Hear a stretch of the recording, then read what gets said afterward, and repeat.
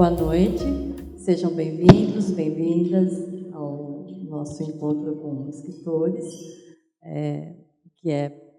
tem a parceria da ACI, da Assessoria de Comunicação e Imprensa da Unesp, e da Biblioteca Mário de Andrade, que sempre nos cede o local para esses eventos. Hoje, em especial, nós temos a honra de receber em nosso evento o professor Dr. José Renato Nalini, que é secretário de Mudanças Climáticas da cidade de São Paulo. Agradecemos muito a sua presença. Então, hoje nós temos o Manuel da Costa Pinto, que vai ser o mediador, é jornalista e crítico literário, é mestre em Teoria Literária e Literatura Comparada pela USP, apresentador do programa Entre Linhas da TV Cultura e curador pelo Brasil do Prêmio Oceanos. Autor dos livros Literatura Brasileira Hoje, Antologia Comentada da Poesia Brasileira do Século XXI e Paisagens Interiores e Outros Ensaios. A série Encontro com Escritores recebe agora a nossa querida e renomada historiadora Mary Del Priore para discutir como o envelhecimento foi vivido e representado no Brasil do século XVI ao XX. Com base em documentos históricos, literatura e memórias, a palestra aborda desde o respeito aos anciãos indígenas até a marginalização no século XIX, relacionando essas transformações com os desafios atuais do envelhecimento populacional. A professora Mary Del Priore é doutora em História pela Universidade de São Paulo e pós-doutora pela École d'Études em Ciências Sociais. Tem pesquisas na área de História Colonial, História da Cultura e História de Gênero. É autora de mais de 50 livros de história. Recebeu mais de 20 prêmios literários nacionais e internacionais, entre os quatro o Jabutis, o Casagrande Senzala, o da APCA e o Ars Latina. Professora Manuel, muito obrigada por aceitar a mediação. Professora Mary Del Priore, é uma honra tê-la aqui em nosso encontro e aproveitemos bastante o evento. Obrigada. Boa noite.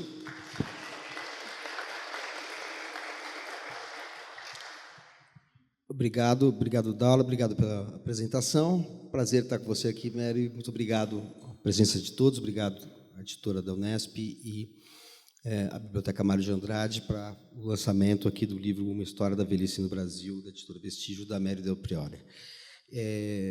Eu vou evitar mencionar títulos de livros da Mary Del Priore, senão a gente toma a primeira meia hora de encontro só para citar os títulos por ela já publicados, uma historiadora que une o rigor a um talento literário excepcional, um talento romanesco também, e que faz com que seus livros sejam uma leitura tão importante do ponto de vista da pesquisa historiográfica propriamente dita, quanto prazerosos de se ler, com histórias que, enfim, ela não resiste muitas vezes a colocar pequenas histórias em meio a um tema de fundo analisado, pequenas histórias que são quase como desvios que se conectam com a narrativa principal, digamos assim, mas que dão esse sabor romanesco às suas narrativas, sem prejuízo algum do rigor histórico da pesquisa.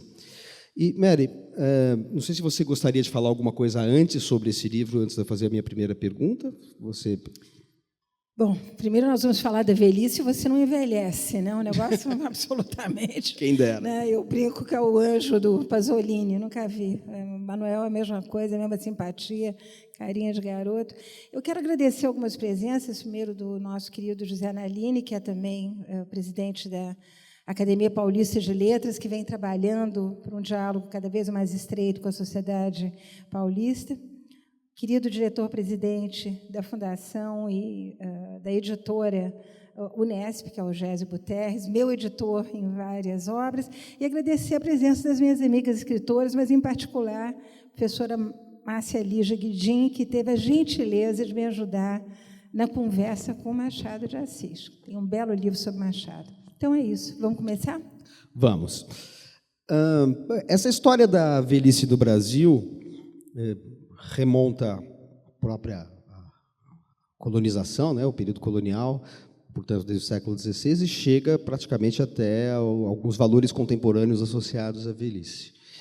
E você, logo na abertura, fala sobre a dificuldade de encontrar fontes registros denotando uma certa invisibilidade do velho e do idoso, ou, enfim, do tema da velhice na bibliografia brasileira. E, no entanto, a gente tem uma história muito detalhada, né? Como é que você preencheu essas lacunas? E como nasce o projeto de fazer esse livro? Quer dizer, além do interesse por si só evidente para quem lê o livro, teve algo de caráter pessoal que a induziu a escrever esse livro?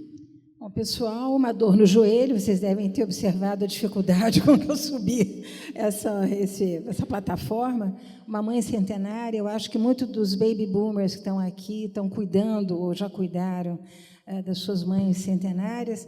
E eu digo que eu comecei a escrever esse livro por causa da dor e da minha mãe, e quando acabei o livro, a dor tinha melhorado e a minha mãe tinha partido. Então, foi um livro que, de certa maneira, acompanhou esse processo todo. A história do Brasil, Manuel, é fascinante. Eu tenho muita pena e muita raiva de que se leia tão pouco sobre a história do Brasil, que, como dizia o Michel de Certeau, para qualquer história, né, é um romance que aconteceu. Então, cada vez que nos debruçamos sobre os mais diversos personagens, acabamos fascinados com o percurso que eles tiveram, esquecemos que eles envelheceram. Pensamos sempre num José Bonifácio, enfim, distribuindo ordens e mandando Dom Pedro fazer o que ele queria. Esquecemos que ele morreu abandonado, uma figura quase que invisível na vida política do Rio de Janeiro, ao fim e ao cabo da sua triste doença. E assim com outros velhos importantes, a própria Dona Maria, Rainha de Portugal, que vem para o Brasil, Portugal e do Brasil, e que vem morrer aqui, né? Como viveram esses velhos? Padre Vieira cai de uma escada aos 85 anos e morre. Quer dizer, é interessante imaginarmos que essas pessoas tiveram uma vida para além das obras que deixaram, do percurso político que tiveram, mas eu sempre me fascinei pelas pequenas histórias, pelos personagens invisíveis da história. E passei a conhecer, até por conta daquela enfim, eu tenho uma série de livros chamada História da Gente Brasileira, os memorialistas brasileiros, que eu acho que deveriam ser obrigatórios nos cursos de língua portuguesa e na Faculdade de Letras. Os memorialistas são não só homens dotados de uma percepção da história, eles são protagonistas da história, né, como eles têm, como você bem diz, esse prazer do romanesco na sua fala, e o que eu quis foi recuperar o velho não como um indivíduo que teria percorrido séculos passados, mas como protagonistas da sua própria velhice. Eu queria ouvi-los, né? Eu disse, eu quero fazer do velho o meu interlocutor nesse livro, e acho que consegui. Acho que consegui porque nós temos muito material, aliás, sobre a história do Brasil, qualquer assunto, né, interessa. Acabei de conhecer um historiador que trabalha com mulheres belgas no Brasil, imagina que maravilha, quem sabe disso, né? E temos aí uma nova frente de trabalho. Então, o livro nasceu disso, nasceu da paixão das leituras, nasceu da vontade de escrever e de encontrar personagens, as senzalas, as tribos indígenas, as tribos originárias, ao longo do século XIX, quando é que o velho se torna consumidor, quando é que ele começa a comprar remédio, quando é que ele começa a se tratar, o que era importante na vida dele, a chegada da aposentadoria, a chegada da televisão, do pijama, né, da dor no joelho, tá? Tudo isso tem um pouco no livro. Agora, é interessante que você menciona os memorialistas, que têm uma presença aqui, enfim, transversal, eu diria, né? Só para citar, assim, desde Joaquim Nabuco até Pedro Nava, aparecem eu estou citando apenas dois separados no tempo, mas há uma miríade de outros. Mas também os viajantes, né? Principalmente na parte do Brasil colonial, duas coisas chamam a atenção, que os registros sobre os velhos dizem respeito, em grande parte, aos indígenas, e em contraste com os velhos europeus, os colonizadores. Isso muito em registros que a gente tem de autores como Jean de Lery, Hans Staden, enfim, dois autores que eu não conhecia, Guilherme Piso e Johan Nieuwhof, que eram membros das companhias das Índias Ocidentais, os holandeses. Então, os relatos dos viajantes têm um papel muito forte, e aí já começam a responder como é que você foi preencher essa aparente lacuna, porque o seu livro mostra isso, né, que a partir de uma visão de uma impressão, uma percepção de que há pouco registro sobre um tema específico, como a visão e a condição do idoso ao longo da história do Brasil, você vai pesquisar, e essa pesquisa é muito minuciosa para achar todos esses registros. E me parece que, e aí eu acho que, vamos dizer assim, só para você falar um pouco das características desse primeiro capítulo, você vai encontrar, principalmente nos relatos de viajantes, descrições, e chama a atenção esse contraste entre os indígenas, né? Assim, os relatos se surpreendem muito com o fato de que os idosos indígenas têm cabelo preto, eles não ficam grisalhos, e daí tem as teorias mais mirabolantes sobre as razões disso, né? E ao passo que os europeus, enfim, comparativamente, são muito mais envelhecidos, né? Com perdão da redundância. É óbvio que essa visão mirífica do índio tem a ver com a visão mirífica que se tinha do Brasil como terra de ares puríssimos, águas translúcidas, uma flora vicejante, enfim, era o paraíso terreal, até que eles começaram a sobretudo os padres jesuítas, a se incomodar com a antropofagia, a nudez e a poligamia, mas até lá tudo era ouro sobre azul. E é interessantíssimo porque ninguém sabe exatamente que idade teriam essas pessoas, porque eles falam de homens centenários, eles falam de nonagenários, eles falam de indivíduos que teriam 130 anos, 160 anos, e esse contato com os povos originários vai até o Biard, que é um francês que escreve meados do século XIX e que insiste que encontrou centenários, índios centenários, né?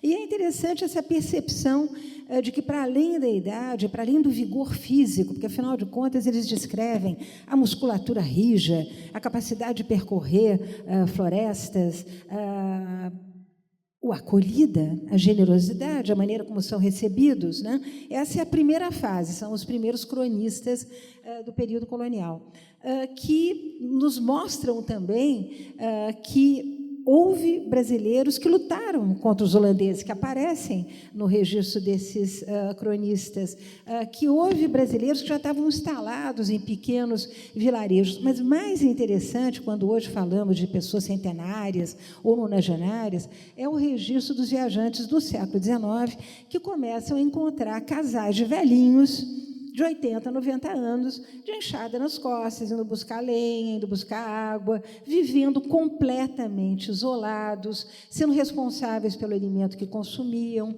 mas com uma rede de sociabilidade que hoje estamos, obviamente, abrindo mão de ter, porque havia uma vizinhança, porque havia uma festa na igreja, porque havia em algum dado momento uma procissão, porque havia um dado momento que construiu uma cerca, porque havia um dado momento que repartiu uma caça abundante. Então, é muito bacana, primeiro, essa questão de como eles são acolhidos sempre, né? O velho é bom, o velho é generoso, o velho tem portas abertas, né? Nem todos talvez o fossem, não se sabe exatamente que idade tem. Eu lembro que até as primeiras listas nominativas, ou seja, os primeiros dados demográficos colhidos no Brasil, aqui em São Paulo, no final do 18, quando perguntados, isso, aliás, é uma resposta que eu vou adotar, as pessoas respondiam assim, mais ou menos 70 anos, mais ou menos 50 anos. Então, ninguém sabia exatamente que idade tinha, não tinha folhinha, não tinha relógio, não tinha nada que marcasse a passagem do tempo, senão, né, as estações, né, senão um corte na árvore, né? Dizem os antropólogos que os escravizados saberiam da sua idade exata, e nós vamos encontrar, aliás, centenários dentro das senzalas, mas isso já é trabalho de demógrafo, historiador, para o século XIX, porque eles marcariam o tempo a partir da sua chegada no Brasil. Então, a contagem do tempo, que hoje é tão importante, essa coisa das faixas etárias, quantos anos você tem? Ah, você é septuagenário, octogenário, nonagenário. Naquela época não havia. A velhice era algo inevitável, inexorável, o tempo corria como água, as pessoas iam vivendo, iam trabalhando, e, como dizia muito bem Lima Barreto, no seu Major Quaresma, adoeciam porque não trabalhavam. quando se trabalha, não se adoece, né? Então, essa permanente presença do trabalho físico, que é uma coisa que nós abandonamos. Nós passamos o dia sentados, escrevendo, estudando, ou na frente da tela, mas o trabalho físico, isso dava esse vigor que era percebido pelos viajantes, tanto da primeira quanto da segunda leva que passaram por aqui. Agora, é uma constante no seu livro que é examinar os registros que são mais abundantes, apesar dos exemplos que você deu não sejam mais em relação ao que eu vou falar, mas são mais abundantes em relação às elites. Claro que no caso dos indígenas, não, porque são viajantes ou portugueses que falavam sobre os povos originários. Mas, na maior parte do livro, você fala, os registros que, quando existem, são da parte das elites, por razões não muito difíceis de compreender. E aí você examina sempre os outros grupos, e a gente percebe que, enquanto no primeiro capítulo, na primeira parte do livro, na verdade, né, não seria um capítulo, mas a primeira parte do livro, há muitos registros sobre os indígenas, eles praticamente desaparecem a partir, enfim, já do século XIX, não há registros, né, não há pouquíssimas menções. Né, preciso chegar a Lévi-Strauss, né, para voltar a ter registros. Exato. E agora... Então, você alterna uma análise dos registros sobre as elites com relatos que você colheu, que você encontrou, também de descrição dos velhos, enfim, dentro de alguns outros estratos sociais, em geral ligados às comunidades indígenas e também aos escravizados. Mas você singulariza ainda mais quando você fala da mulher pertencente à elite e da mulher indígena ou da mulher escravizada. E a gente vê que aí há enfim, a história nunca é esquemática e nunca é linear e ela sempre traz as nossas expectativas, né? Porque, ao passo que há uma idealização do paraíso terreal ou essa dimensão edênica do Brasil ou do Novo Mundo de uma maneira geral, também vai aparecer a figura da velha bruxa, que é um capítulo, inclusive, sobre esse tema. Quer dizer, há uma demonização, por outro lado, que remonta a uma demonização da mulher, que é muito mais profunda no tempo, muito mais antiga no tempo do que a da colonização do Brasil, obviamente. Mas, assim, a questão da mulher é muito singular, porque quando o seu livro é sobre a velhice no Brasil, mas a vivência, a experiência da velhice em homens e mulheres é bastante distinta, né? Ela aponta para aspectos diferentes da história, né? Como é que isso aparece nos diferentes períodos abordados pelo livro, que, na verdade, são todos, né, da história do Brasil? Eu acho até que foi uma homenagem, porque nós vivemos mais, né? Nós, mulheres, sempre passamos a perna nos senhores com muita facilidade, isso já desde há muito. Mas esse capítulo ao qual Manuel se refere, ele é muito interessante, porque ele mostra como a imagem da feiticeira europeia, que obviamente vai inspirar a caça às bruxas, que vai aparecer tanto no período da Inquisição, tem a ver com as nossas mulheres indígenas, as mulheres de seios caídos, né? O Théodore de Bry, que foi aquele grande cartógrafo, enfim, iluminador, ganhou fortunas fazendo gravuras, justamente mostrando a vida dos nossos, aspas, canibais. E as mulheres de peitos caídos são as velhas indígenas que ruíam com tanto prazer os ossos, né? Ruíam com mais prazer quando se tratava de alguém que elas conheciam, porque era uma espécie de homenagem, né? Mastigar bem os ossos dos entes queridos. Mas, enfim, fica essa imagem, e isso tem tudo a ver também com aquela divisão que o Renascimento vai fazer entre beleza e feiura, né? A beleza sempre indicando pureza, indicando não pecado, indicando juventude, e uma satanização da velhice, né? Toda a literatura portuguesa medieval cantando os horrores da mulher velha, o mau cheiro da mulher velha, o peito de cigarro, as pernas magras, a falta de cabelos, o mau hálito, enfim, é uma demonização, não deixa de ser uma forma de demonização dessa mulher. E depois as mulheres elas vão se eclipsando, né? Elas não aparecem. A história é masculina, realmente, a partir do século XIX, os homens tomam a frente. Esse percurso eu achei absolutamente fascinante. né, o que era ser um homem que envelhecia no século XIX e como eles deixaram relatos sobre a melancolia do envelhecimento. Você não tem isso mais, você que conhece profundamente a literatura brasileira do século XX, quer dizer, você não tem vozes tão suspirosas, tão ansiosas, angustiadas. Quer dizer, o Diário de Joaquim Nabuco é qualquer coisa de arrepiar, né? Não só pela maneira cuidadosa com que ele elenca todas as suas doenças, da dor de cabeça, as nevralgias, a surdez, a dor nos olhos, o mergulho que ele vai fazer no catolicismo no momento em que ele se aproxima da morte, mas a melancolia de ver passar o tempo. Ele diz, eu vivo entre mortos, eu vivo entre mortos-vivos, eu detesto olhar as minhas fotos de juventude, porque elas me deprimem, né?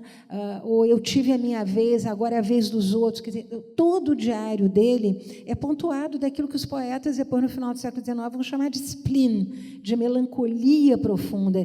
E isso muda radicalmente no século XX, quando os homens começam a receber aposentadoria e começam passa-se desse espécie de outono do patriarca, que é muito bonito esse momento, em que todos os homens choram o abandono dessa verticalidade nas relações patriarcais, o senhor, meu avô, passa a ser o vovozinho, quer dizer, tudo muda no século XX, até chegarmos nesse, aspas, jovem velho, ou velho jovem, dos dias de hoje. Então, eu acho que, para quem gosta de literatura, entender o que fosse, ouvir essas pessoas falarem dessa perda, né?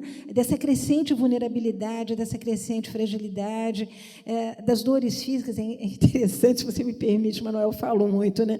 Mas aquela parte em que eu digo que a correspondência sobre as doenças era uma forma de comunicação dos velhos. Todo mundo escrevia o tempo inteiro sobre o que estava sentindo e o que acontecia no seu entorno. Fulano está no magrém, quer dizer, emagreceu muito, está doente. Magrinho, naquela época, significava doente. O fulano tem um problema, não se levanta mais, não está andando. Tem um trecho da Condessa de Barral que eu acho absolutamente adorável para Dom Pedro II, ele se queixando sempre de diabetes, do calo no pé, de que ele não enxergava mais nada, quer dizer, tudo isso. E ela diz que ela está com frieira naqueles pezinhos de antanho, que ele costumava massagear os pezinhos da Condessa de Barral. Então, é interessante que falar de doença, que é uma coisa que nós adquirimos um pudor enorme, né? E isso a partir dos anos 50, a Cecília Meirelles, quando fica doente, que foi uma mulher muito bonita, ela perde aquele vigor, aquela energia, ela não sai de casa, se afasta de todo mundo, e o século XX criou um pudor da doença, né? Os nossos doentes vão para a UTI, a gente nem sabe o que eles têm, né? Vem alguém ali e diz, olha, a lista é essa, o prazo de validade é X, né? O ticket está acabando, e é um pouco isso que acontece com os nossos velhos hoje. Então, esse pudor, quando é que ele nasce? Quando é que as pessoas param de falar dos seus males, né? Essas questões, eu não afirmo nada. É um livro onde eu não quero dar lições. Eu acho que está cheio de influencers aí, dando recados de como é que a gente deve envelhecer, deve pular corda, deve pegar surf, deve botar dentes de titânio, deve tomar Viagra. Eu sou contra tudo isso, mas também não quis dar lição nenhuma. Eu acho que os nossos velhos antepassados nos dão mensagens maravilhosas, né? E essa do pudor, eu acho que é uma mensagem interessantíssima. Perfeito. Você falou de uma série de pontos que eu gostaria de aprofundar aqui ao longo dessa sua fala, que foi bastante abrangente, porque quando você menciona, por exemplo, a figura do patriarca, que tem sua contrapartida de gênero na matriarca, que também pode ser a matrona, você mostra os dois lados, né? A matriarca como uma figura elevada e a matrona como uma figura, enfim, como uma expressão pejorativa. Quando você fala dessa transformação, você também está falando de uma transformação da própria economia e da história brasileira, né? Da transferência, de alguma maneira, também do centro nevrálgico da economia e do poder do Brasil, do Nordeste para o Sudeste, isso corresponde a um processo paulatino de urbanização que já havia começado com pequenas vilas, onde, só para fazer um flashback, onde, vamos dizer, essa nova forma de vida que contrastava com a dos indígenas, tornava a velhice muito mais associada à morte do que entre os indígenas, né? Porque, enfim, a insalubridade, as doenças, a vida, mesmo nas pequenas vilas e cidades brasileiras antes do século XIX, são cidades insalubres, e daí transformam a conotação de ser velho, associam mais diretamente, algo que está sempre associado à velhice, que é a proximidade da morte, mas associam mais diretamente a essa, enfim, a essa decadência física, essa proximidade do fim. Mas essa mutação da figura do velho, ela é muito oscilante, né? Porque entre os africanos, por exemplo, né, e os escravizados, o velho é um depositário da tradição, ele tem um lado sapiencial, ao passo que também já dentro do sistema econômico dominado pelo elemento europeu, o chefe da família, mesmo quando envelhece, ele se transforma no patriarca. Mas dentro do mesmo processo, e não é uma coisa, como eu disse, esquemática, depende muito de circunstâncias específicas que você detalha aqui no livro, há mutações. Você fala, por exemplo, que quando Dom Pedro II assume, ele foi criado por velhos. O tutor dele era o Zé Bonifácio, que era uma figura de excelência, né, que faz parte de um momento em que ter cabelos brancos assim é um signo de autoridade, de excelência, mas o Dom Pedro, ao mesmo tempo, quer varrer do seu entorno os velhos. Então, há uma série de transformações. Como você disse, você é uma historiadora, de fato, dessa vida do cotidiano, da transformação do imaginário. Como é que o imaginário do velho vai se transformar? Quais são os pontos, digamos assim, cruciais, os pontos marcantes dessa transformação do imaginário sobre a velhice? Interessante esse momento ao qual você se refere, porque é um momento em que, você bem lembrou, Dom Pedro I, por ser uma figura insolente, mal preparada, se cerca de velhos, ele precisa ser orientado, ele confia naqueles velhos, e Dom Pedro II tudo que queria era varrer os velhos da sua vida. Acabou ele se tornando um velho, porque ele já era um velho menino, né? Ele, aos 40 anos, quando a Elizabeth Agassiz passa pelo Brasil, ela diz, bom, eu vi um menino de 40 anos, eu vi esse homem de 40 anos que me pareceu tão velho. Ele envelhece precocemente. Por quê? Isso é um fenômeno muito interessante. Os jovens queriam ficar velhos. A velhice era sinal de poder. A velhice era sinal de dominação. Então, o que nós temos é que Dom Pedro II vai começar a se cercar de jovens que rapidamente vão deixar as barbas crescerem, que rapidamente vão deixar os cabelos embranquecerem, que rapidamente vão se vestir de preto, vão usar monóculo, vão usar óculos, vão usar todos os símbolos da velhice, inclusive a bengala importada da Índia ou da Ásia, que era signo máximo de poder, com a qual podia se bater no filho, na filha, na mulher e nos cativos, né? Então, há uma espécie de amadurecimento, de aceleração da história para todos esses políticos. E nós acabamos realmente com o imperador aos 40 anos, já precocemente envelhecido. Eu acho sempre que a velhice está no olhar do outro, né? E eu acho que há momentos que são momentos de clivagem, onde o velho fica mais velho porque a juventude aparece, né? Um desses momentos, adiantando um pouquinho no tempo, é 20, 30, né?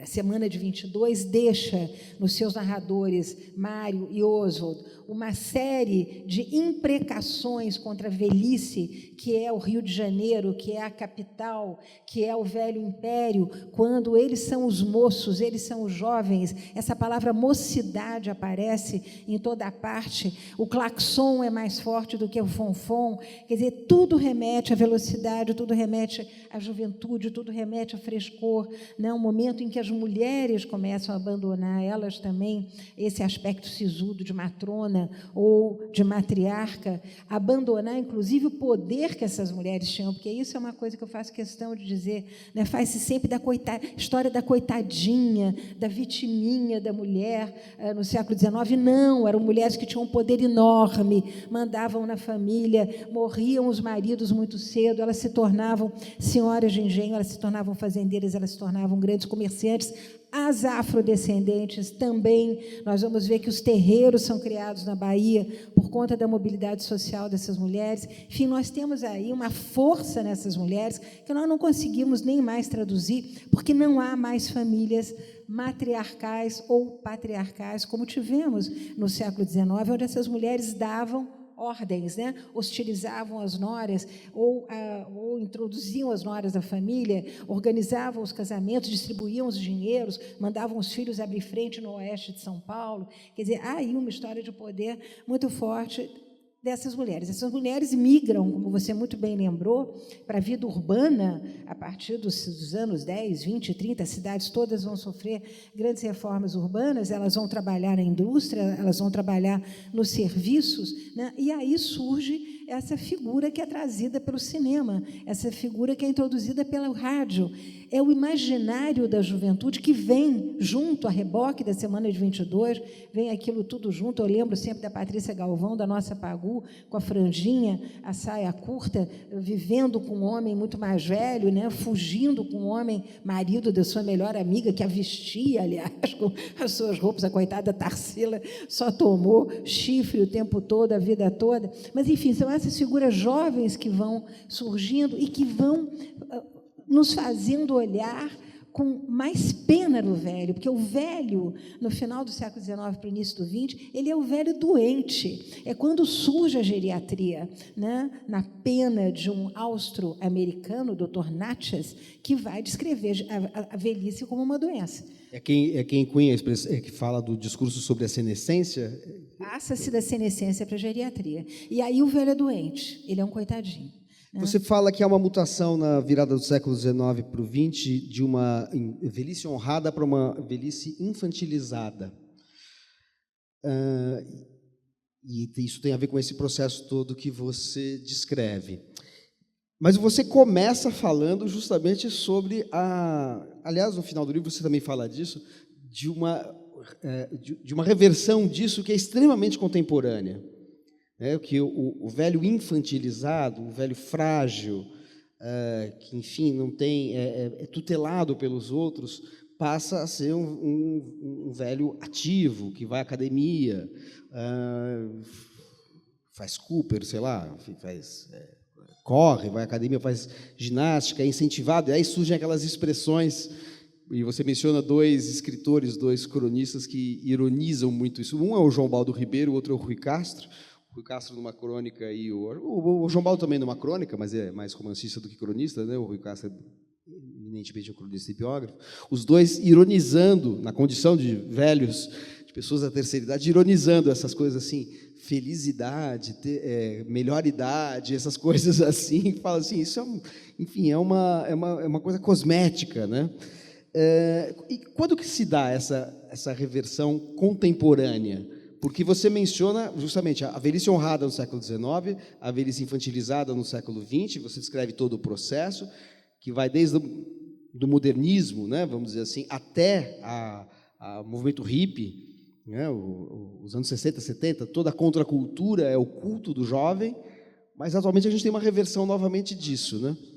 Sempre volto a dizê-lo, eu acho que o olhar do jovem define muito quem é velho.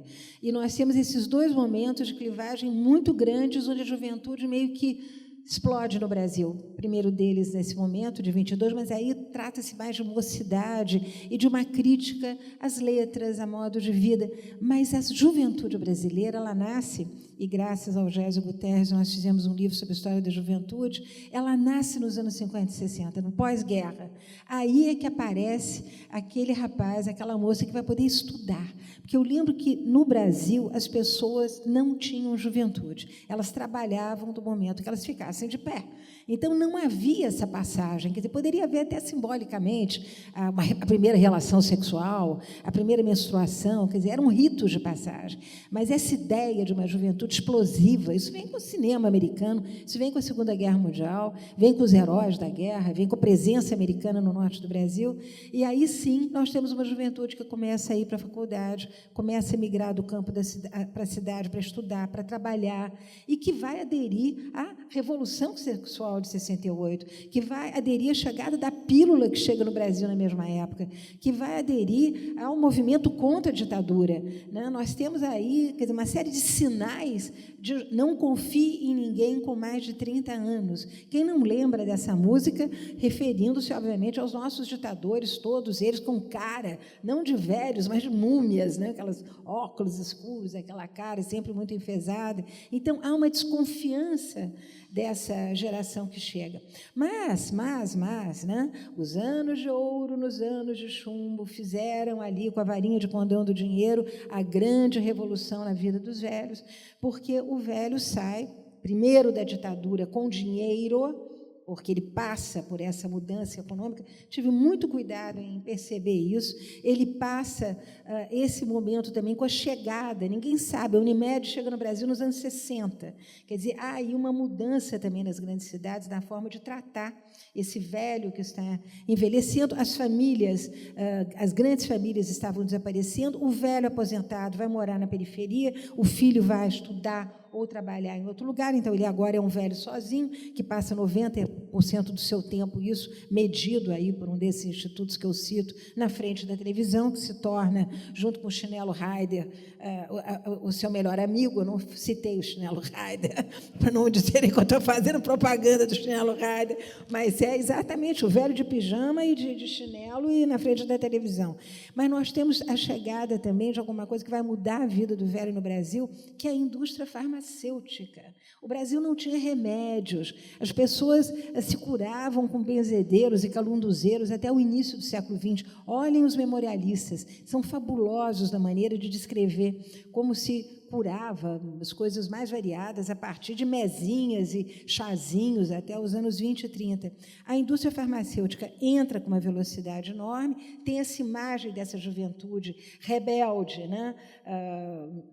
Aí entra Nelson Rodrigues, por exemplo, que é um nostálgico dos anos que se passaram. Ele não se conforma com biquíni, ele não se conforma com a Coca-Cola, ele não se conforma com o desfile de carnaval. Então, esses nostálgicos do tempo que se foi são pontos assim marcantes, são inflexões. Ou a maneira, por exemplo, como as meninas muito intelectualizadas são recebidas pelo Afonso... O mineiro. O Afonso Romano de Santana. O Afonso Ávila? Da BL, o Afonsinho da Academia Brasileira. Afonso Arinos. O Afonso Arinos. É que você menciona, o Afonso Romano de Santana você menciona também. O Afonso Romano também. Mas a suspeição do Afonso Arinos, quando ele vê aquelas meninas falando de psicanálise, de metralhadorinha, ele tem uma... Quer dizer, você vê ali a reação de uma geração diante daquela geração que se forjou nos anos 70 e 80, né? Que nasce ali dessas revoluções todas. E depois a adesão gradativa disso que nós vemos hoje, que é esse velho que, como diz o nosso queridíssimo José Pastore, lá da BL, né, são velhos que preferem viver a doença para se afastar da morte, mas têm, obviamente, uma vida muito mais precária do que a dos nossos velhinhos do passado. E tem também um elemento que é o fato de que essa mesma geração que fez a Revolução Sexual nos anos 60, agora está na terceira idade. E aí você coloca uma questão, logo no finalzinho do livro, sobre a dignidade da morte, em que você fala, a geração que fez a Revolução Sexual tem que fazer uma revolução da morte. O que seria isso? Seria isso que nós estamos discutindo. Eu estou aqui com o nosso vice-presidente da Academia Paulista.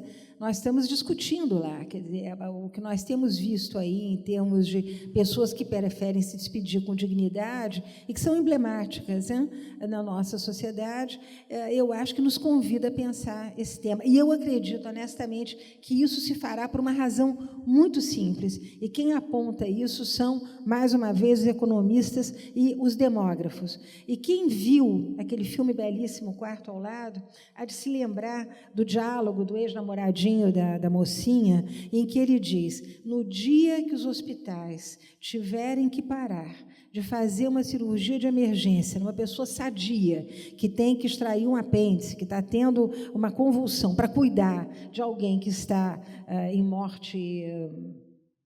fim de vida, cuidados paliativos, né? Tudo irá mudar. Quer dizer, nós não estamos nos dando conta, o livro também procura chamar a atenção para isso, que o Brasil está envelhecendo, nós temos mais de 10% da nossa população de cabeças brancas, nós não temos nenhuma preocupação, pelo menos visível, né, do Estado brasileiro em como é que nós vamos pagar a previdência dos novos velhos que virão. Nós aqui todos somos baby boomers, mas, e dos novos velhos, né, os meus filhos, os meus netos, como é que isso será resolvido?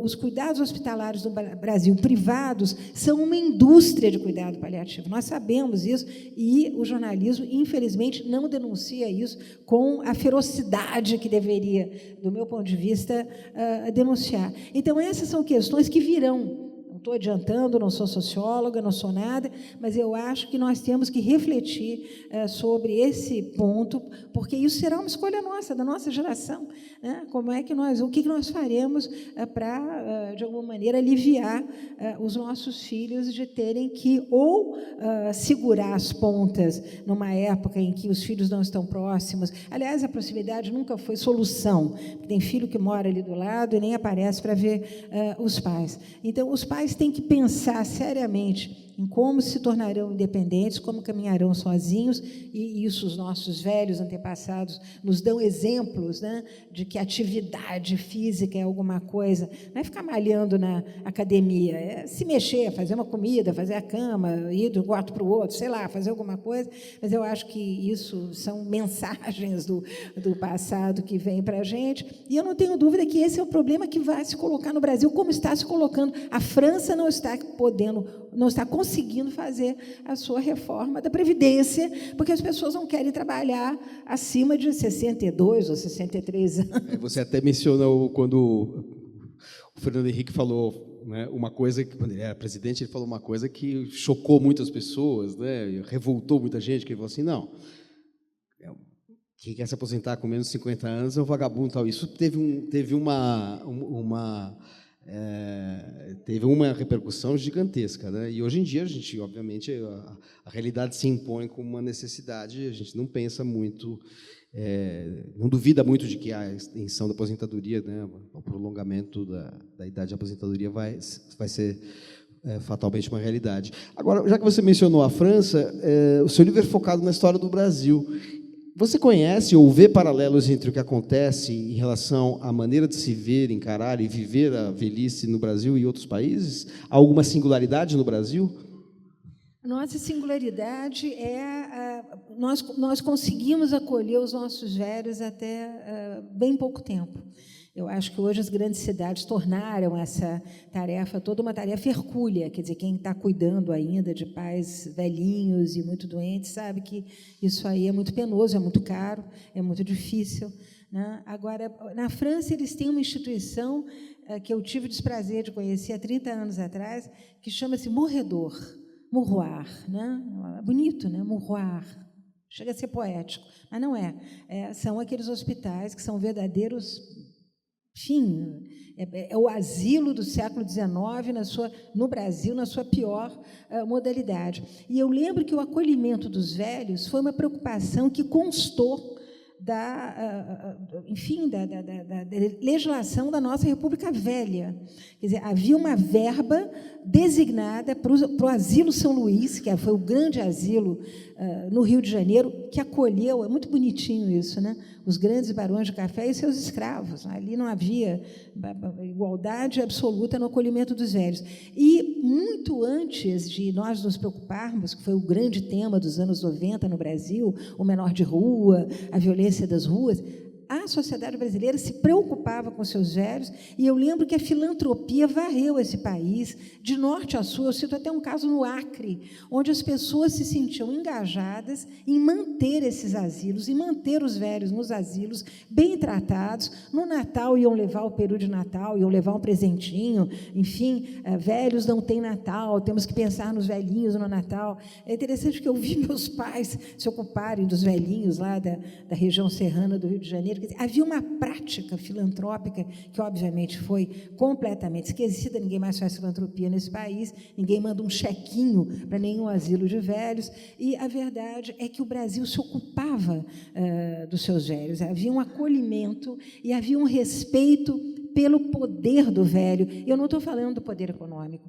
porque o que a gente vê nas senzalas é o poder da sabedoria do simbólico, velho. Né? Simbólico. Eu trabalhei muito. Eu acho que as pessoas pararam de falar francês, infelizmente, no Brasil e na universidade, sobretudo. Lutei muito para que a USP mantivesse o exame de francês, que foi para as cucuias há muito tempo atrás, mas a verdade é que são os antropólogos franceses que melhor analisaram a questão da velhice nas várias Áfricas, mas, sobretudo, na África subsaariana, que é aquela que nos interessa, de onde vieram os nossos velhos. E eu lembro que o velho é o mediador com o além, é ele que conversa com os ancestrais. E uma velha que teve muitos filhos, ela permitiu a encarnação dos seus ancestrais nos seus filhos. É lindo tudo isso, né? E é isso que permite a Umbanda incorporar o Pai João e a Mãe Maria até hoje, porque são os velhos que têm os saberes e que passarão, então, as tradições e as histórias. O papel dos velhos dentro das senzalas também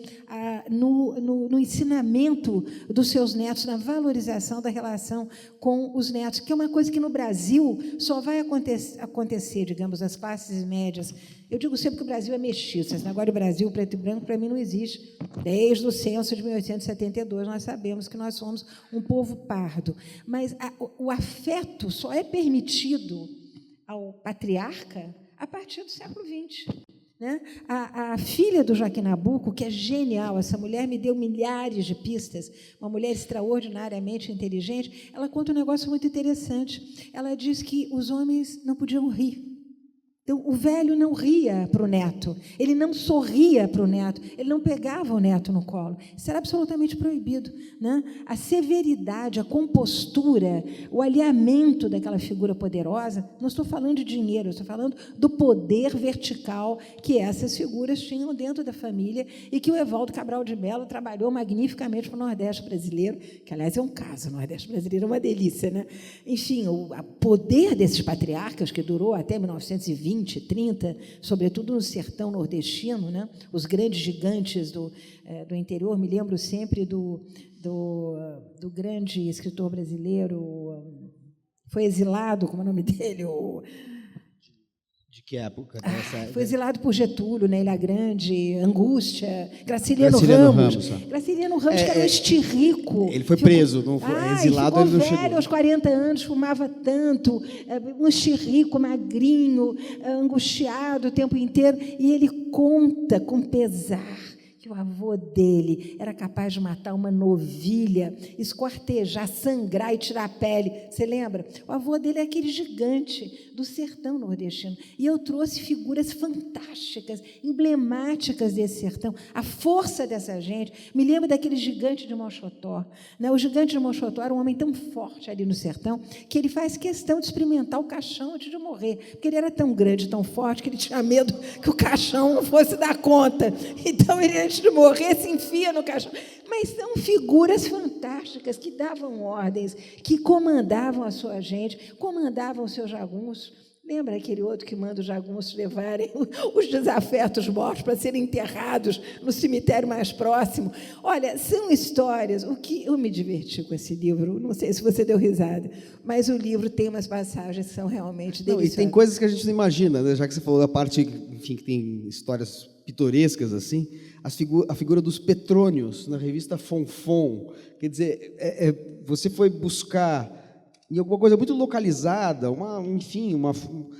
algo do espírito do tempo, ali, de uma década específica, começo do século XX, a Fonfon foi superada, quer dizer, superada não, a Fonfon era a revista moderna, carioca, depois surgiu a Claxon, em São Paulo, né? Teve uma certa contraposição entre as duas, um pouco dentro dessa ideia, são as duas buzinas, né? Claxon e Fonfon, obviamente, são as duas buzinas, mas uma é carioca e a outra é paulista. E os paulistas, você nota bem isso, pegaram o ariete da juventude, da renovação, né, estigmatizando os adversários ao associá-los justamente a alguma coisa de caquética, etc. Bom, mas, enfim, tem umas coisas que a gente descobre aqui. Quem são os Petrônios? Só para eles não ficarem com curiosidade. São figuras, é uma figura da crônica, né? Assim, o Petrônio é o velho inútil, né? Vamos dizer assim.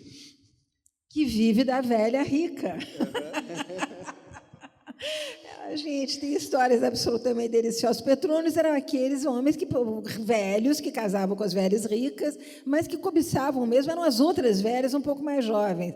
Enfim, o que eu fiz com essas figuras foi não só dar pinceladas de humor, porque senão realmente fica uma tristeza, uma choradeira, que não é. Quer dizer, eu procurei tirar o livro desse espectro de sombrio, ao contrário, eu procurei transmitir através do livro a energia dos nossos antepassados. Que gente lutadora, que gente batalhadora, não tinha mãos a medir. As mulheres verdadeiras, corajosas, as mulheres solteironas, eu falei das donzelonas, lembra das donzelonas? Aquelas que não casavam, viviam de favor na família, aquela tia que nunca conseguiu marido, mas que era absorvida, a família Ottoni, tinha não sei quantas que eu descrevo, essas tias donzelonas, mas que tinham que ter uma função na família. Quer dizer, você era adotada, mas você era pau-mandado também. Você tinha que cozinhar, você tinha que costurar, você tinha que, de alguma maneira, retribuir esse acolhimento. O papel das viúvas, né? As viúvas que não queriam casar. Aliás, a gente vê hoje, época do divórcio grisalho, né? Que é altíssimo, o IBGE tem notificado aí que o divórcio grisalho aumentou enormemente. Se os homens, segundo o IBGE, rapidamente conseguem uma substituição daquela velhinha que ele deixou ali dentro do apartamento, elas dão graças a Deus, enfim, sós. Né? Elas dizem isso quando conseguem se livrar do marido chato. Então, tudo mudou. Né? Isso é uma coisa bacana que nós temos que acompanhar com humor e com realidade, porque é verdade. Né? É verdade. Então, os Petrônios viviam com as velhas que tinham dinheiro, é isso. Você tem muitas fontes literárias. Quando você falou das solteironas, por exemplo, você fala da Júlia Lopes de Almeida. Você menciona muito o Zé de Alencar, o Machado de Assis, a maneira como eles tratam dos velhos. Joaquim Nabuco não é exatamente um ficcionista, mas tem um valor intrinsecamente literário como memorialista.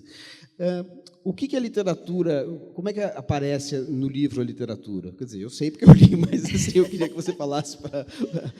Olha, eu quero homenagear pessoas como você, ou como Márcia Lixa, que dedicaram a vida à literatura brasileira. Eu não entendo como é que os cursos de História não têm, na graduação, 1 ano de literatura brasileira.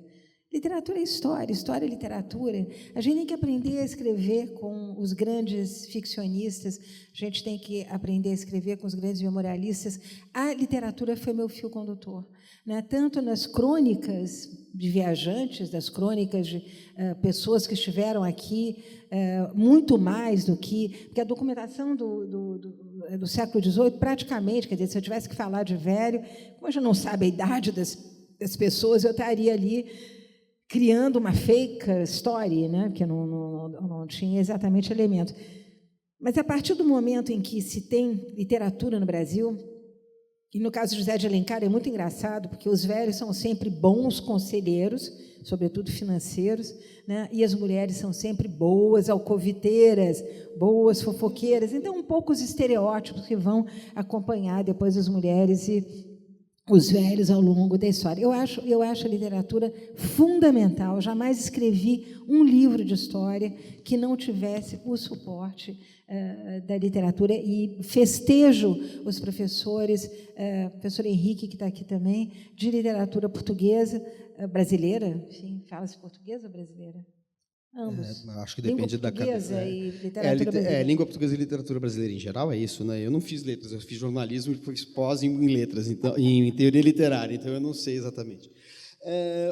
Bom, só para falar de episódios assim, porque vocês vão ler o livro, né? Estão aqui para o lançamento e vão ler, enfim, toda a densidade da pesquisa da Mary Priori e toda a maneira como ela descreve todo esse enredo da transformação da velhice, do velho e da noção do imaginário sobre a velhice no Brasil. Eu tenho muitas perguntas para fazer aqui, mas já que a gente mencionou os episódios pitorescos, tem um também que é incrível, que é o surgimento da dentadura, né? O surgimento da dentadura é uma coisa assim, que, de certa maneira, é um evento muito anterior, mas precursor, depois das próteses, da cirurgia plástica e tudo isso que vai aparecer já num tempo mais contemporâneo. Mas tinha anúncio no jornal porque alguém perdeu uma dentadura, né? Então anunciava-se assim, uma placa, não sei aonde. Perdeu-se uma dentadura na praia, favor procurar na sede do jornal, não sei o quê. Vende-se uma dentadura velha. Essa eu achei uma delícia. Falar com Luísa. É sensacional. O consumo do velho começa no século XIX. Os velhos, não as velhas. A velha não pintava cabelo, a velha não usava creme, a velha era velha. Ela casava, ela virava velha. Né?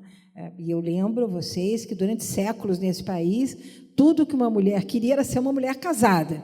Então, ela casava, ela não podia mais usar cabelo solto, ela se envelhecia precocemente, as gestações também acabavam com as mulheres aos 20 e poucos anos, né? Um filho atrás do outro, mas os homens não, eles pintavam o cabelo, tinha tinta para pintar o cabelo. Quando eles não tinham dinheiro, eles passavam carvão na sobrancelha e nas raízes. Quer dizer, tudo isso é absolutamente fascinante, porque fala da vaidade desses homens que estão na cena política, que estão no jornalismo, que estão aparecendo no século XIX, né? E a compra de dentaduras, obviamente importadas, quando não o dentista importado também, né? Foi uma das formas de consumo mais frequentes dos velhos do século XIX. Hoje em dia, é a gente que exporta dentistas, né, para vários lugares do mundo. Como o seu livro, muitas vezes, fundamentalmente, é um livro sobre a história do Brasil, pela ótica, pela perspectiva do tema da velhice, mas vai muito além disso, porque você fala de uma série de transformações, tanto sociopolíticas, econômicas, quanto de costumes, de mentalidades, etc. Tem um elemento que entra para modificar também a ideia da velhice, de como conviver com a velhice no ambiente doméstico, que é a imigração. A imigração tem um peso também muito forte. Primeiro, a imigração de portugueses, mais intensa. Quer dizer, claro, os portugueses colonizam o Brasil, mas há uma onda migratória no final do século XIX, depois uma onda migratória no começo do século XX. Daí aparecem várias nacionalidades, né? Italianos, enfim, alemães, você cita aqui até suíços, se não me engano. Tá? De que maneira a presença do imigrante, ou o fenômeno da imigração, contribui para essas transformações que você descreve? Aquilo que eu pude apurar, porque, veja, Manuel, a coisa mais difícil quando você começa a mexer com a história é parar. É um caudal, quer dizer, quando você entra em documentos, começa a ler, a coisa realmente não para. O que a gente avalia, eu fiz aí um vôlei do azul, viu? Não fui, eu vou fazer aqui minha tese sobre velhos de imigração, longe disso. Mas daquilo que eu apurei, aquilo que já está publicado, quer dizer, o velho que vem para o Brasil quer do leste da Europa, quer do Mediterrâneo, quer dos países latinos. Ele reproduz muito esse modelo de velho patriarcal que nós temos. Quer dizer, eu até lembro sempre, quando as feministas histéricas começam a falar mal do patriarcado, que nós temos patriarcados no plural, né? No Brasil, nós herdamos o patriarcado africano, os patriarcados africanos, herdamos o patriarcado também das populações originárias, e esses patriarcados todos que vêm para o Brasil, eles colaboram para essa figura do velho poderoso, do velho que sabe, do velho que depois quer trazer a mãe, quer trazer a família, que quer envelhecer no Brasil. Tem aquele depoimento bonito daquele italiano, né, que diz, eu nunca mais quero voltar para a Itália. Ele traz, e isso já está bastante estudado também, esses imigrantes não vinham sozinhos, os pequenos lugarejos vinham em peso, e há sempre alguém que manda, há sempre um patriarca que orienta. Então, nós temos essas figuras verticais, certamente até os anos 40, 50, eu diria, que coordenam a família e que são muito poderosos. E isso tudo vai se diluindo com a modernidade, vai se diluindo com a urbanização, vai se diluindo com a entrada da mulher no mercado do trabalho e depois detonado definitivamente com a chegada da pílula e com a emancipação das mulheres. E é interessante como você falou da urbanização. O livro realmente ele não deixa nada a perder, porque quando você está indo por um caminho para falar sobre a questão da figura do velho que surge no começo do século XX, que é o aposentado, por exemplo, e aí há uma questão socioeconômica central, mas você não deixa de falar sobre como o processo de urbanização e verticalização das cidades, que ainda é incipiente nesse momento, mas vai se tornar cada vez mais intenso, vai fazer com que os espaços de sociabilização do velho, os cafés em que se ficava lá jogando dominó e falando da vida, ou falando de literatura, eventualmente, dependendo do estrato social, esses espaços vão acabando e surge a figura do velho que está largado no subúrbio, porque ele também é expulso dos centros, digamos assim, porque o centro expulsa todos os seus moradores ou seleciona muito, né? Tem esse processo aí que a gente chamaria hoje de gentrificação. Ou seja, o livro também fala um pouco de todos os processos que acontecem e que têm impacto sobre a população brasileira como um todo, né? Não é um livro que se fala apenas da velhice. Eu acho que o que é interessante do livro é que em vários capítulos você envereda por uma descrição de transformações da sociedade brasileira, que fala assim, onde estão os velhos aqui? Eles vão aparecer porque você descreve as condições, as mudanças infraestruturais, ou mesmo superestruturais, para usar o jargão aí materialista dialético, mas que determinam toda a sociedade, e daí você foca no velho, na figura do velho, que impacto tem sobre ele. E aí tem momentos tristíssimos, porque se você mostra, quando há a transferência da economia do Nordeste para o Sudeste, você vê a figura desse velho que acaba sendo aquele velho patriarca, um tanto ocioso, mas que tem uma distinção simbólica, termo que você usa, mas você também tem o velho que acaba na mendicância, né? Surge a figura do velho mendigo, que não é necessariamente mendigo porque nasceu, ele foi degradado dentro ele passa a fazer trabalhos. Você fala muito da figura do velho que vende, enfim, sei lá, algodão doce, alguma coisa assim, né, alguma bala, coisa, porque é a atividade produtiva que lhe permite um sustento, porque ele não tem uma retaguarda familiar, herdada, etc., né? Então, é um livro que tem todas essas nuances. Eu estou falando aqui, não é exatamente uma pergunta. Então, é só um comentário, e eu acho que talvez seja a hora de abrir para perguntas. Então, quem tem perguntas para a Mary? Desculpa, me empolguei aqui e falei onde eu mesmo quero chegar. Não, mas só estava comentando como o livro tem essa, vamos dizer, tem esse ponto de vista, é a história do Brasil do ponto de vista do fenômeno do envelhecimento. Eu acho que seria, se tivesse que fazer uma síntese de uma linha, aquela linha fina que em jornal tem, né? Eu sou jornalista, não se esqueçam disso. Você dá o título e coloca a linha fina. Então, é uma história do Brasil, porque não é um livro sobre a velhice apenas. Eu acho que é uma história do Brasil pelo prisma, pelo viés, por esse ponto de fuga, que é a questão da velhice. Vocês têm perguntas para a Mary do Priori? Por favor. A pergunta vai ser feita com o microfone, porque nós temos um registro de vídeo, então acho que temos um microfone aqui, né? Por favor.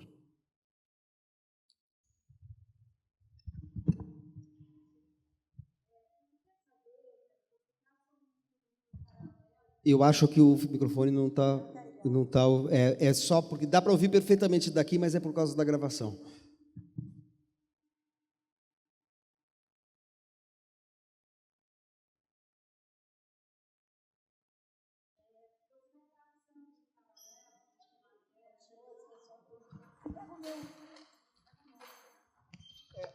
Realmente não está funcionando ainda.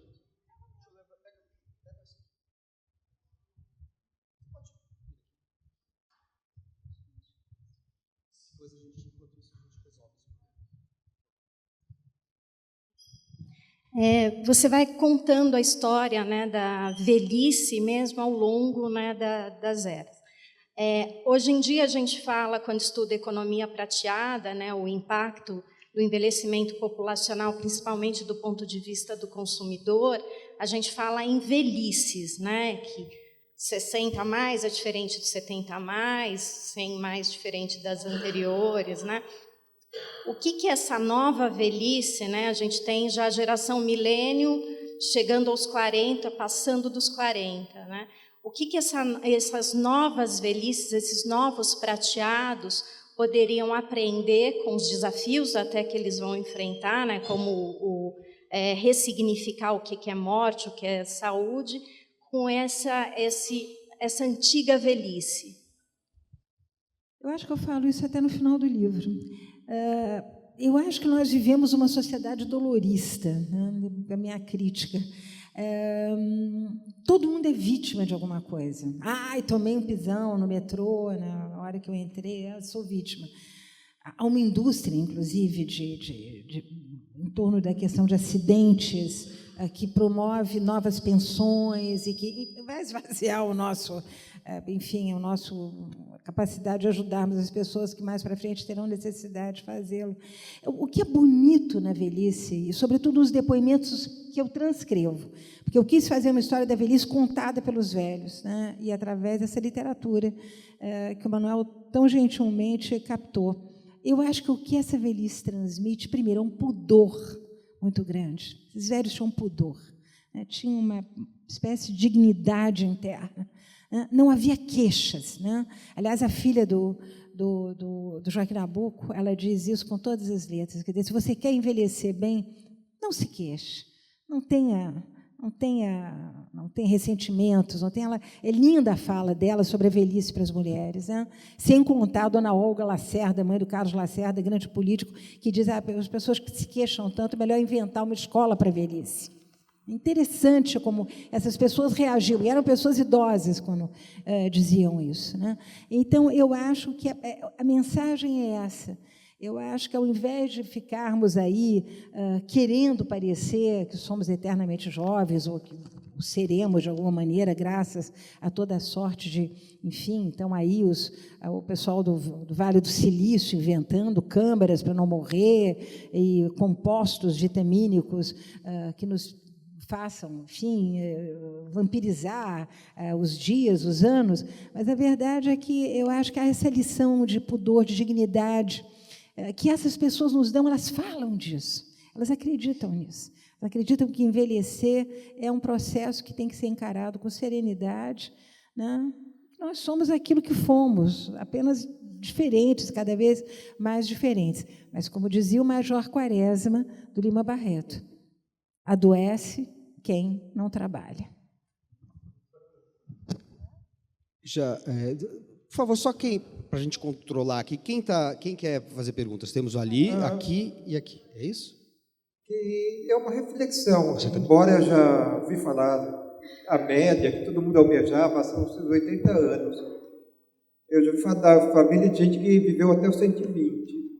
Mas uma reportagem que teve uma vez, um livro que eu li sobre a gripe espanhola. Ele estava lá, aí na Moca, não sei que bairro, estava lá uma velhinha de 40 anos que morreu na noite passada. Quer dizer, daí, quando começa a velhice? Muito interessante a sua pergunta. Me permite falar rapidamente, não quero prender vocês, mas eu lembro que nos anos 30, você era velho aos 30 anos, isso está no jornal. As pessoas envelheciam com 30 anos. Em 1970, o doutor Filizola, que é talvez dos geriatras mais conhecidos que nós tivemos, ele ocupa a primeira página do Correio da Manhã com uma manchete: nasce um marginal, o homem de 40 anos. O homem de 40 anos era considerado um marginal porque ele era velho, e, nessa época, Banco do Brasil, uma série de instituições que deveriam empregar, só empregavam homens até 25 anos. Um homem de 40 anos era considerado um homem velho.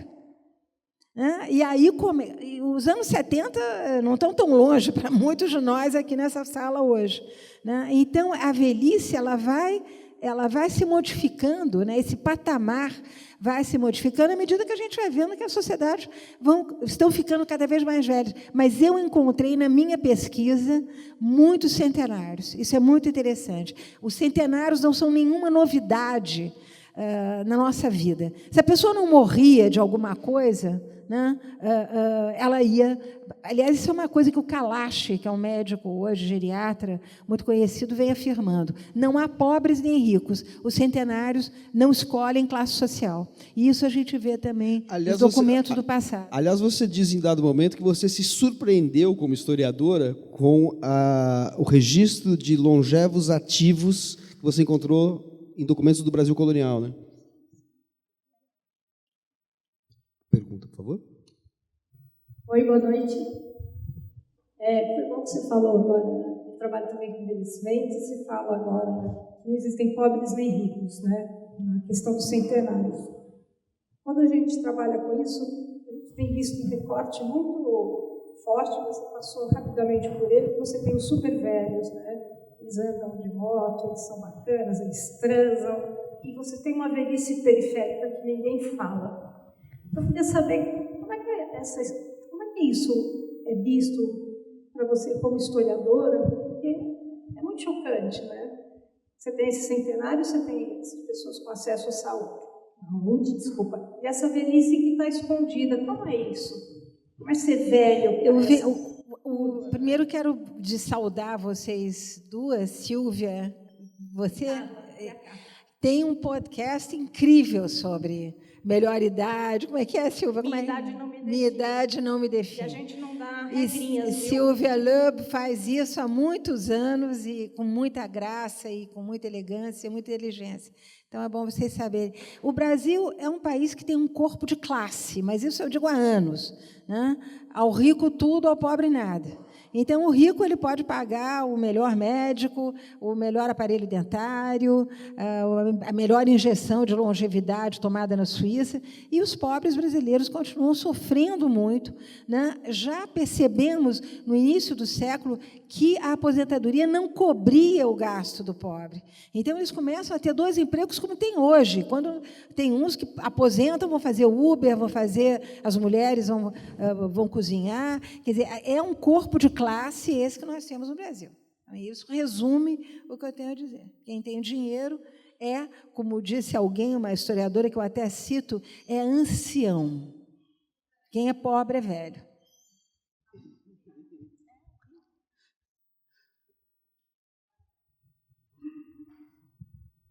Boa noite. Bom, eu tenho 70 anos e já faço parte dessa nova geração de velhos. A minha pergunta é sobre tratamento. Como tratar um velho atualmente?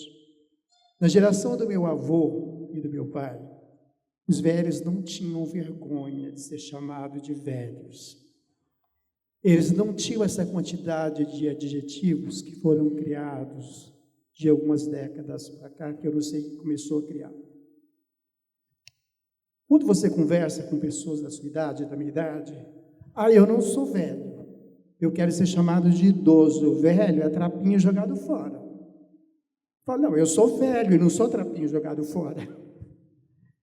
E eu acho que ficou um certo preconceito do próprio velho por ele se sentir, talvez, oprimido com esse tratamento.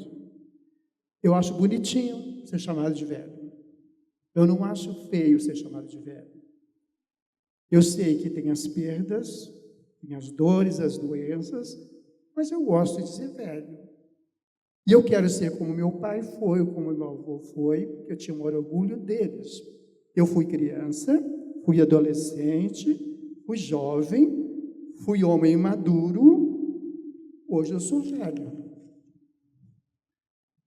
E a dúvida fica nessa. E às vezes eu fico um pouco irritado com as pessoas da minha idade que preferem ser chamado de idoso, achando que é diferente. Idoso é diferente de ser velho, porque velho é como se fosse trapo, jogado fora. Então, assim, é sobre isso que eu queria colocar, é mais uma colocação, um desabafo. É isso. Muito obrigado. Posso só fazer uma observação para ele, Mary? Não sou eu que estou fazendo aqui uma observação para você. Como é que você chama? Ramon, a parte 4 do livro chama A Troca do Velho pelo Idoso. Só para você, só para você saber que o que você perguntou é abordado diretamente aqui.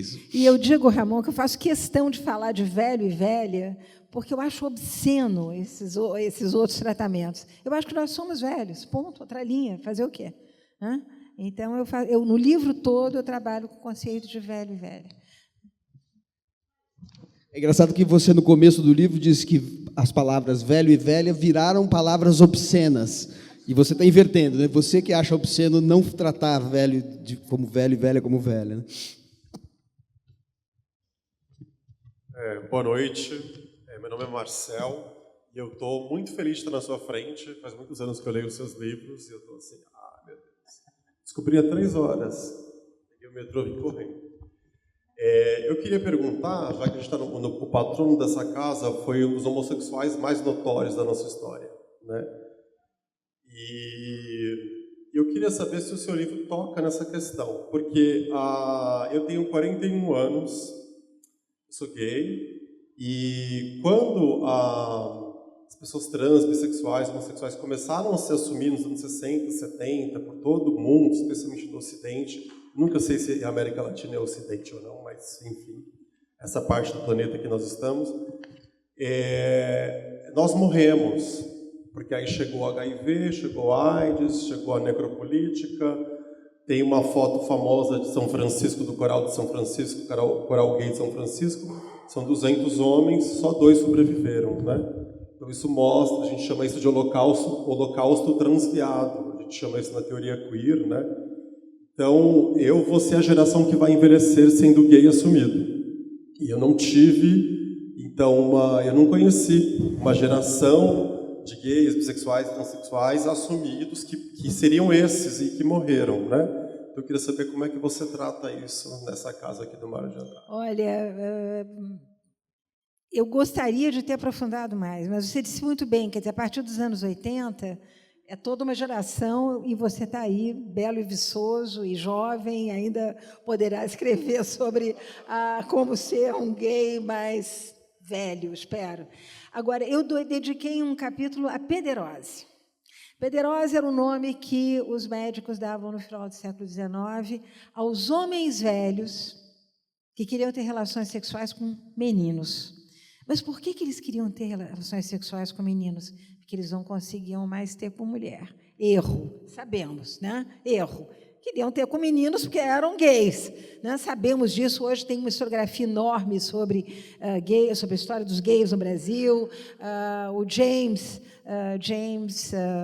Green, que é meu amigo, veio para o Brasil a primeira vez, tem publicado pela Unesp 2 livros maravilhosos. Eu tratei disso também no Histórias Íntimas, mas a pederose eu trato nesse livro, e você vê ali que era tão difícil para a medicina aceitar, né, que havia algo possível entre homens, que a interpretação que eles dão é que os homens não conseguiam mais ter ereção com mulheres, né, que as mulheres desejavam algo mais, então eles procuravam as crianças. Eu trato disso, sim.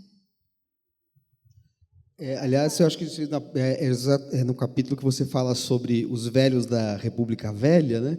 E que você descreve justamente esse processo da transformação do velho patriarca no aposentado, aquele que não é produtivo, e daí entra, né? É o inativo, né? Que se contrapõe ao produtivo, que já começa a surgir, então, esse culto da produtividade. E daí, nesse mesmo capítulo, você fala tanto da precarização, desse trabalho precário, que é o aposentado que não tem aposentadoria, porque você acabou de falar, respondendo a uma outra pergunta, que há uma diferença muito grande no Brasil entre estratos sociais e econômicos, né? O aposentado rico ou tem aposentadoria ou tem patrimônio, mas o aposentado comum, ele, enfim, vive uma vida precária e trabalha exerce uma profissão precária. E aí também começam a aparecer transtornos associados mais intensamente à velhice, como, por exemplo, alcoolismo, excesso alimentar, em diferentes classes, né? Porque assim, o suicídio, o alcoolismo, tudo isso, né? E a questão dos bordéis que surgem, né? Assim, você falando da pederose, mas também tem o fenômeno dos bordéis frequentados pelos velhos, né? O Estado não tratava dos sifilíticos, né? Havia um desprezo por esse homem que acabava se se contaminar nos bordéis. Mas isso me fez lembrar agora, nesse momento, Manuel, que o que definia a velhice para homens e mulheres, naquela época como até hoje, eram duas coisas: impotência e menopausa. Era isso que definia a velhice. Quer dizer, quando as pessoas não sabiam muito bem que idade tinha, era a questão da impotência que definia se o indivíduo estava entrando na velhice, e a mulher na menopausa que virava homem imediatamente.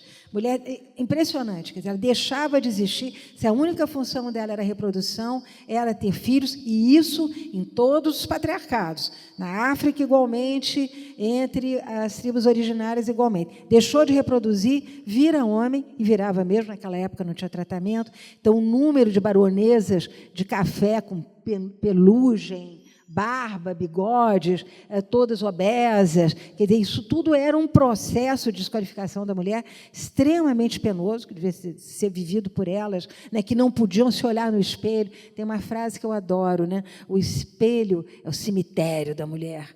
Ou depois aquele outro, né? Não se olhe no espelho, porque os sulcos são cavados pelas garras do tempo. Quer dizer, isso tudo que aparece nos jornais nessa época acabava com a mulher, quer dizer, a autoestima da mulher. Eu acho que a conquista da autoestima da mulher brasileira é uma coisa bastante recente. Então, mas é interessante como a questão da impotência é um marco, e a busca, né, de toda sorte de remédios para combater a impotência desde o período colonial, remédios que vinham, inclusive, da Ásia, do Oriente. Aprendia-se com a expressão estar sentado em brasas, porque botava-se sebo de bode, né, nas partes genitais masculinas, e sentava-se num caco em cima de umas brasas. Então, estar sentado em brasas, porque imaginava-se que, dessa forma, o esperma ia ser aquecido e as pessoas, então, conseguiriam. E a famosa visita do... Como é que ele é chamado? Voronov, o médico russo que vem colocar testículos de macacos... Esse é um implante, é o Dr. Frankenstein da impotência.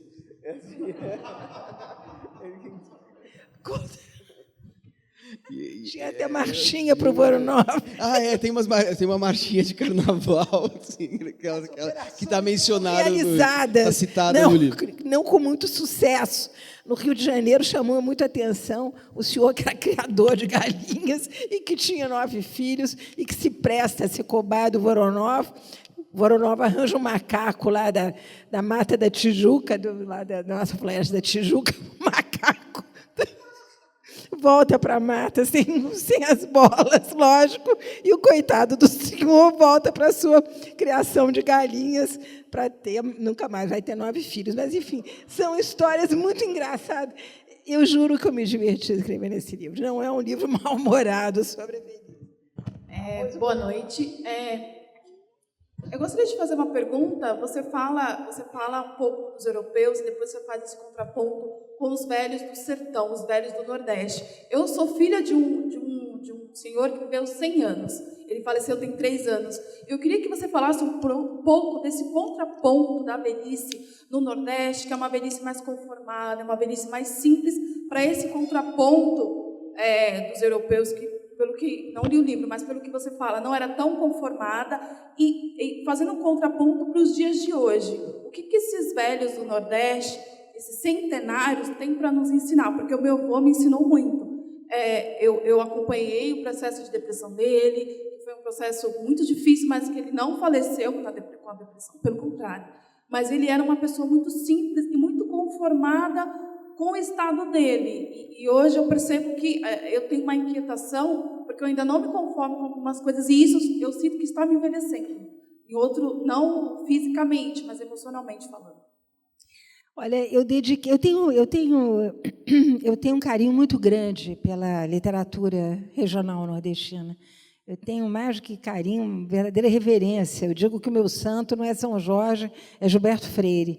Então, esses relatos sobre o Nordeste, eu tenho um capítulo muito carinhoso com esses velhos nordestinos, mas realmente carinhoso, porque eles eram extremamente longevos, extremamente atuantes. Eu lembro que a questão da virilidade masculina no Nordeste é um capítulo à parte, que não está aqui, né? Mas aquela coisa do eu tenho roxo, aquele homem que vai ter o Collor, eles têm um nome, inclusive, para as amásias, eles têm a matriz e a filial, quer dizer, há uma concepção, né, ligada à virilidade, que é muito específica do Nordeste. Há trabalhos, inclusive, tem um grande historiador que eu faço questão de citar, mas eu tive um carinho especial com o Nordeste, porque eu acho que é uma cultura maravilhosa, a maneira como eles se engajavam na política. Eu trato justamente desses, delegados de polícia que se tornavam políticos, eram importantes, a maneira como eles tratavam ali os seus... há uma corrente de solidariedade, essas pessoas se sentiam responsáveis pela sua vizinhança, pela sua comunidade. Quer dizer, isso também nós perdemos, né? Essa capacidade de nos sentirmos responsáveis por aqueles que estão à nossa volta. Talvez nem possamos mais, não tenhamos mais condições nem financeiras nem emocionais. Mas eu trato com muito carinho, eu tenho reverência pelo Nordeste, e eu fiz um capítulo muito entusiástico a respeito dos velhos nordestinos. Bom, pessoal, nós temos um horário limitado com a biblioteca, então nós temos mais 2 perguntas. Mas antes das perguntas, gente, antes que todo mundo debande, eu quero agradecer a essa voz, que é da dona Daura Nakotami, que foi a responsável por esse nosso encontro de hoje. Daura, muito obrigada. Imagina, é um prazer nosso, professor. Olá, meu nome é Fábio.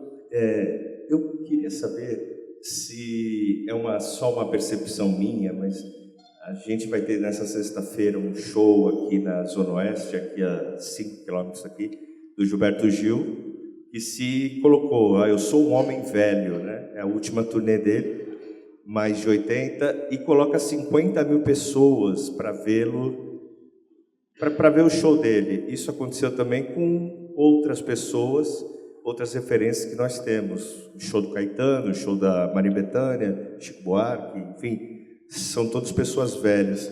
O nosso presidente é um homem velho, se colocou assim recentemente também, e outras pessoas da política brasileira são referências, são homens velhos, mas são referências para a gente também.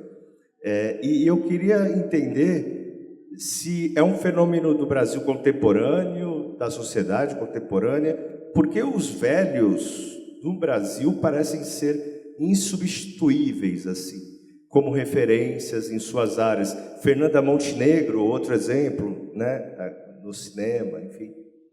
Se é só... Porque... Como você analisa isso? Olha, o mundo está envelhecendo, né? Nós temos países na Europa onde não se fazem mais filhos, a Espanha, a Itália. Quer dizer, a pirâmide demográfica mundo está mudando, e talvez isso nos salve em termos climáticos, né? Porque o Jacques Cousteau dizia que o problema todo é a explosão demográfica. Quando ele veio ao Brasil para aquela reunião que foi o Collor que fez, aliás, eu lembro que o Collor se elegeu contra a velhice dos seus antecessores. É por isso que ele se elege. Senão, eu acho que ele não teria se elegido, não. Mas, então, eu acho que as figuras políticas no mundo são figuras velhas, quer dizer, se não velhas de ideias, velhas também na aparência. Eu não acho que isso seja um fenômeno brasileiro, não. Eu não... Estou me lembrando, por exemplo, também, eu acho até que eu menciono isso, há um momento em que as grandes lideranças do mundo, Mao Tse-tung era um velho, Churchill era um velho, os presidentes americanos eram velhos, o Biden era velho, né? Então, eu não vejo assim nenhuma peculiaridade. Agora, estejamos alertas, a pirâmide demográfica mundo está mudando. Nós vamos criar sociedades onde a questão da velhice vai se impor, né? Então, isso não tem discussão. Eu acho que é uma boa Você fala disso no capítulo em que você fala da ditadura, da idade dos presidentes militares, né? Você menciona o fato já... Na República Velha morreram 2 presidentes doentes, né? O Bernardes, que dá a aposentadoria para os brasileiros, ele tem Parkinson enquanto era presidente. Então, é uma história de velhos. O poder também está ligado aos velhos. Bom, mais uma pergunta aqui, uma lá na frente, e encerramos. Boa noite. Eu queria o seu olhar de historiadora sobre essa geração de baby boomers. Como você apontou, não confia em ninguém com mais de 30, mas que na sua juventude tinha os seus ídolos no clube dos 27. Os que morreram nos 27. Janis Joplin, Jimi Hendrix. Então, o que fez essa mudança nessa baby boomer para que ele hoje queira envelhecer com dignidade e escolha a longevidade bem vivida? Como é que isso se deu? Eu acho que colocando em cena o tema, né? O tema da velhice. Eu tenho um capítulo em que eu mostro que os velhos começam a aparecer na televisão. Eles começam a aparecer na propaganda, eles começam a aparecer graças às agências de propaganda dos anos 80 e 90, eles começam a figurar nas novelas, né? Sempre como protagonistas um pouco nas sombras. Hoje estão lá acenando em primeiro lugar, mas eu digo, eles fazem a sua introdução na vida do brasileiro, né? Eles vão aparecendo aos poucos. Eles vão praticando esportes. Eu dedico um capítulo a isso. Eu mostro que os velhos descobrem a praia nos anos 20, se atrevem a ir à praia, né? Justamente nos anos 20, vão muito vestidos e tudo, mas há uma mudança de costumes, de hábitos, de consumo. A gente pensa muito, às vezes, em economia, esquece como é fundamental a participação das várias faixas etárias na questão do consumo. Então, isso tudo vai dando ao velho, eu diria, uma fisionomia diferente. Mas um rápido à parte, eu concordo com você, nada igual à nossa juventude, né? Que músicas boas até hoje. Bom, vamos para a última pergunta. Primeiramente, eu gostaria de cumprimentá-la e agradecer pelo belíssimo momento que estamos tendo com a sua irmã, porque eu tenho alguns dele e acho fantástico o método, que eu não sei se é comum para o historiador, que a senhora tanto realça, que é buscar fontes nos memorialistas quanto na literatura. Acho isso fantástico. Principalmente, eu acho que está bem delineado os memorialistas no República, não é isso? E eu acho que agora também nós estamos fazendo essa memória, porque eu acho que o velho, aí eu está, eu tenho 56 anos, e sinto que a minha velhice é diferente da do meu pai. Eu costumo falar que eu ando de ônibus sentado, de ar-condicionado, e não pago. Meu pai não teve essa oportunidade. Então, eu acho que o velho hoje está aqui, em todos os lugares. Não é porque o assunto é velhice, mas eu frequento bastante com minha senhora aqui, lugares que tem pessoas da nossa idade. Como é que a senhora vê? Eu sinto essa realidade. O que é que a senhora diz dessa realidade? Se tem que, acho que alguém já Só espero que os velhos aqui presentes escrevam memórias tão boas quanto aquelas que a gente tem para os anos 50, 60, 40, 30. Né? Porque o que se vê hoje, e aqui o nosso mestre Manuel pode me corrigir, é a maldita autoficção, né, que todo jovem resolve fazer, falando, enfim, da sua vida miserável, ele está sempre em sofrimento, ele é sempre vítima de alguma coisa. E esse tipo de memória, né, de autoficção, que nome dá? Você que é especialista, é uma autoficção, né? Eu acho que acaba empobrecendo muito a possibilidade que nós temos de ter material para fazer a nossa própria história. Eu digo sempre, os memorialistas do passado conjugavam na primeira pessoa do plural, porque eles falam deles, mas eles falam da sua comunidade. Hoje, o jovem escritor, trancafiado no seu apartamento, angustiado com o que está acontecendo, vítima de alguma coisa, né, ele fala do próprio umbigo, que é um saco. Então, eu só desejo, né, que algum velho inspirado aqui, o Manuel não é velho, não ficará nunca, escreva memórias na primeira pessoa do plural. Antes de encerrar, eu queria ler para vocês os 4 versos da marchinha em homenagem ao Voronov. Voronov é o médico russo que veio propor restaurar a juvenilidade em organismos senis através do transplante de testículos de macaco. E depois que um candidato proprietário de uma granja de frangos, pai de 11 filhos, foi operado no hospital da Tijuca pelo Voronov, o macaco doador teve que voltar para a floresta da Tijuca e o pai de família para sua granja sem nenhum resultado, o que gerou esta marchinha cujos versos são: Voronov vem aí, ai, prepara o saco para receber, ó Chico, enxerto de macaco. E aí ficava... Mas você viu a música dessa? Existe registro da música dessa marchinha? Provavelmente não. Ela né? foi reproduzida largamente nos jornais. Não sei por que eu estou rindo aqui. Muito obrigado. Você tem algum... Eu que agradeço a presença de todos. Muito obrigada, Manuel. Muito obrigada, professora. Poderíamos ficar aqui a noite inteira conversando sobre isso. Nós, infelizmente, temos um tempo aqui na biblioteca para a gente poder entregar o espaço. Então, agora, nós sairemos e nós teremos a sessão de autógrafos. Mas agradeço pelo tempo todo.